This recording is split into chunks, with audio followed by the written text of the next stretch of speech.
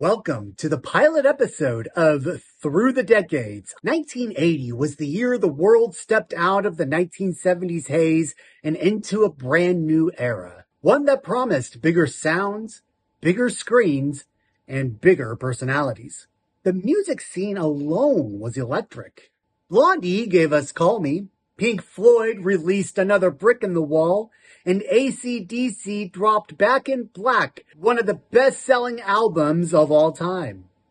And late that year, John Lennon was assassinated in New York, a tragedy that stunned the world and ended an era of rock history. Meanwhile, 1980 gave us a new generation of stars. Future icons like Kim Kardashian, Channing Tatum, Christina Aguilera, Macaulay Culkin, Chris Pine, Lin-Manuel Miranda, and Venus Williams were all born that year. They'd grow up to shape pop culture for years to come. On the political stage, Ronald Reagan won the presidential election, setting up what would become the defining leadership of the decade. Abroad, the Cold War was heating up. The Soviet Union invaded Afghanistan, and America was still reeling from the Iran hostage crisis. And closer to home, Americans tuned in to Dallas to find out who shot JR, a TV cliffhanger that stopped the nation. 1980 was also a year of loss beyond Lennon. Actor Peter Sellers, director Alfred Hitchcock, and celebrity star Steve McQueen all passed away that year, closing chapters on Hollywood legends. Turning to the movies for escapism, and let's be very clear, that's all the movies were that year, The Empire Strikes Back ruled the box office. Cementing Star Wars as more than just a hit, it became a cultural religion.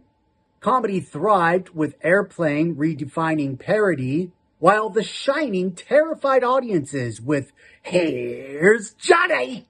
In sports drama, Robert De Niro gave a career-defining performance in Raging Bull. And let's not forget Friday the 13th, the movie that kicked off a franchise that still refuses to die. So what defined 1980?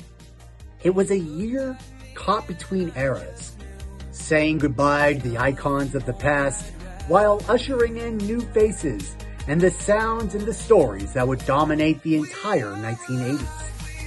It was the prologue to Neon, the overture before the decade's full concert, and it made sure the world knew that things were about to get loud.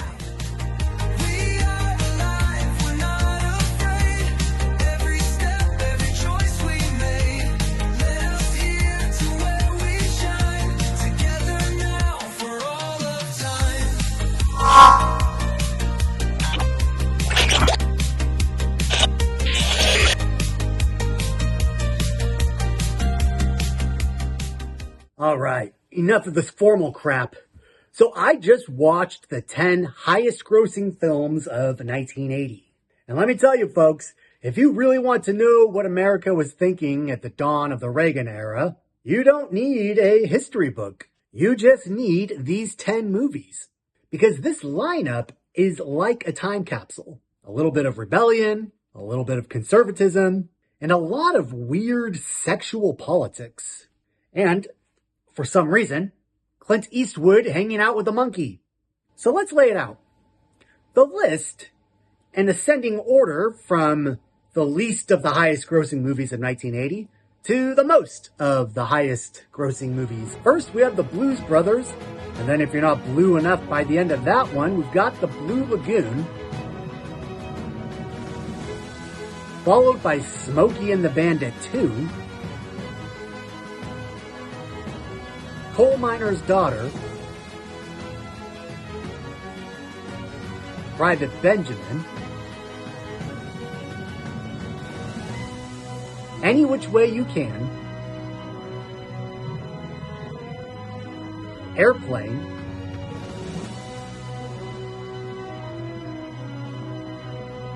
Stir Crazy,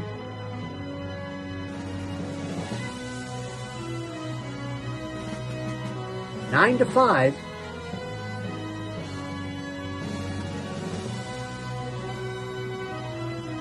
and of course the juggernaut on top, The Empire Strikes Back.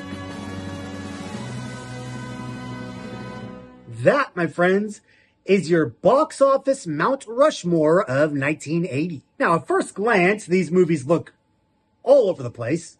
You've got a prison comedy, a country music biopic, an island romance, a sci-fi masterpiece, and Dolly Parton taking down her sexist boss. But once you sit through all of them, like I did, you start to notice some patterns. Like America in 1980 really were just after two things: to laugh their asses off and to listen to some music while doing it. Laughing, that is. Think about it.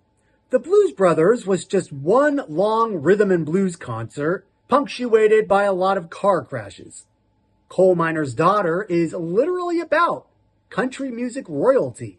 9 to 5 gave us one of Dolly Parton's most iconic songs, which is still stuck in people's heads 40 years later. Hit it, Dolly. And even The Empire Strikes Back. Sure, it's not a musical, but John Williams' score, hello, that thing blasted from car stereos and Walkmans and got us thinking that MTV was in fact behind. So if you went to the movies in 1980, chances are you were walking around humming something. Another theme was comedy. Oh, America really needed the laughs. And I'd say after watching these movies, America in 1980 was still looking for some laughs. You've got Airplane, redefining slapstick. Stir Crazy brought us Gene Wilder and Richard Pryor and cemented them as one of the greatest comedy duos of all time. Somebody in this room might disagree. You've got Private Benjamin putting Goldie Hawn through boot camp hijinks. Smokey and the Bandit 2 gave us more redneck car stunts than NASCAR itself. Even Clint Eastwood, Mr. Dirty Harry himself, said, "Forget the six-shooter. Bring me an orangutan. That'll sell tickets." And it did. But apparently in 1980, comedy plus a primate was box office gold. But comedy wasn't just a distraction. It was a pressure valve. Now you've got to remember, this was right on the heels of the 70s. A decade of Watergate, Vietnam, gas shortages, and general American malaise. People at this time didn't want another crime drama or a political thriller, which was too bad because those happen to be my favorite movies. Which got me thinking I probably should have started this show in the 70s, but we'll regroup later and revisit that a different time. But the people in the 80s, they wanted escape. They wanted absurdity. They wanted Lily Tomlin poisoning her boss. They wanted Leslie Nielsen saying, "I am serious, and don't call me Shirley." Talk about career shifts. Before Airplane, he was actually known as a serious dramatic actor. And after Airplane, he was known as the king of spoof comedy for the next 2 decades. On the flip side, Burt Reynolds was starting to wind down from his 70s stardom. Smokey and the Bandit 2 made money for sure, but it was kind of the beginning of the end for him as a box office draw. Meanwhile, Goldie Hawn's Private Benjamin was a breakout success, and if you've never heard of that movie, there's a reason. And Dolly Parton made the leap from music superstar to movie star, and Brooke Shields from The Blue Lagoon became famous for all the wrong reasons. Now let's talk about critics. The critics hated some of these movies. And honestly, I can't blame them. The Blue Lagoon, the critics torched it like it was driftwood. They called it exploitative, shallow, and even creepy.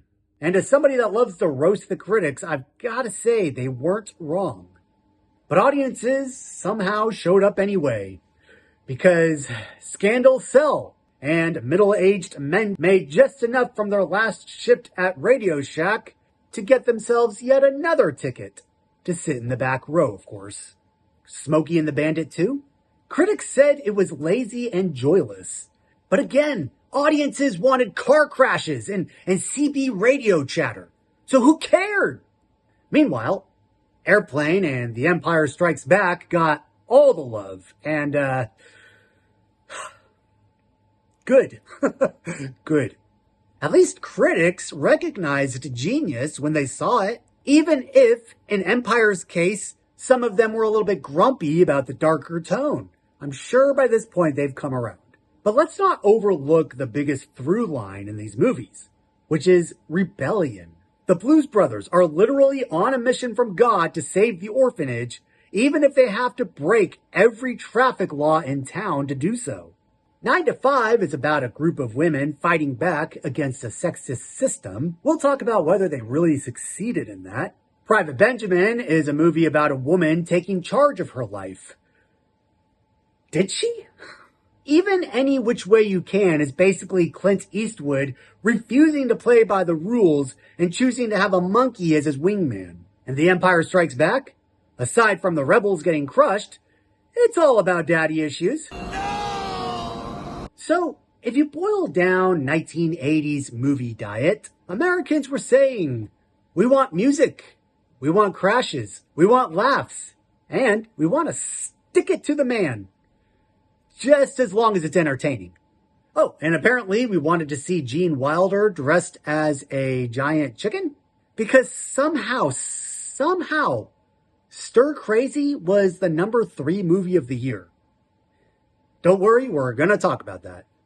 So, what does this list say about where we were as a country in 1980?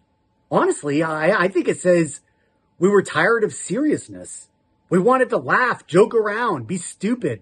We wanted bigger, louder, funnier, crazier. We couldn't get enough. Now, the counterculture of the 70s, it was fading. The blockbuster era was beginning. And in between, you got the Blue Lagoon awkwardness, Burt Reynolds car chases, and arguably the greatest sequel in sci-fi history. And that, my friends, is what makes this lineup so fascinating. Some of these movies hold up beautifully. And some are, to put it lightly, of their time curiosities, of which I hope my kids never get their hands on. Ish, I'm talking to you, Blue Lagoon. Get back in the water. Take it back. Take back what you said. But altogether, they paint a picture of America at a turning point. It paints a picture of America ready to laugh. This woman has to be gotten to a hospital. A hospital? What is it? It's a big building with patients, but that's not important right now. Ready to rebel. I'm gonna put a hole right between those gorgeous brown eyes. I don't believe you. And ready to hum the Empire theme all the way back home from the theaters. So here are the movies I recently watched and will be reviewing in the subsequent episodes. I'm going to start with Blues Brothers, which made the least out of all 10 of these. And we're going to wind our way down all the way to Empire Strikes Back. Now, if you want to play along, let's say you've got a favorite movie from 1980 that you just want to have in this list, that you feel is good enough to be judged against the best. Well, you can suggest that for me. All you have to do is buy me a coffee. The link is down below. If you don't know what that is, it's basically Patreon, but you don't have to create an account. And within the next couple of weeks, I'm going to choose the top 5 donors to suggest a movie for me to do so that there will be 5 extra movies added to this list. And you could play another way. Throughout these reviews, I'm going to be ranking these movies from best to worst, but you have a chance to participate in an audience ranking. All you have to do is, once again, buy me a coffee. It could be as little as $1, and your vote will count toward the audience ranking. Thank you so much for joining me on our pilot episode of Through the Decades. I hope you had a great time, and we're going to have a lot more fun coming up. Be sure to subscribe and check back very soon, because I've got a mission from God to review the Blues Brothers. Thanks for hanging out. I'll see you next time.